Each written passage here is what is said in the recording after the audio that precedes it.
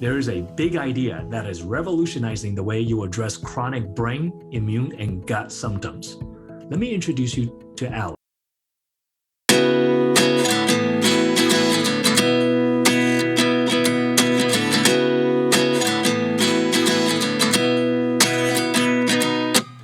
At 29 and I find myself wondering what did happen to the last 10.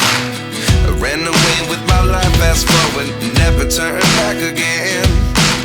It's kind of funny that the more we pass time, the more we need to set the rewind. And 19 was the year I had to leave you, but now I'm seeing all the signs. Is this really happening? I can't believe it's true. I'm just as surprised as you. Is this really happening?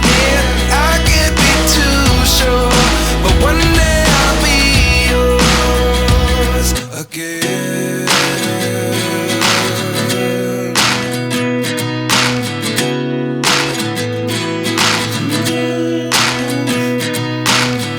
Life lessons come one in a dozen.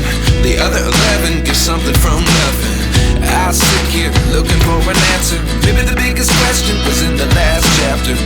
You gave me the soul I have today. Without you I never could have moved away.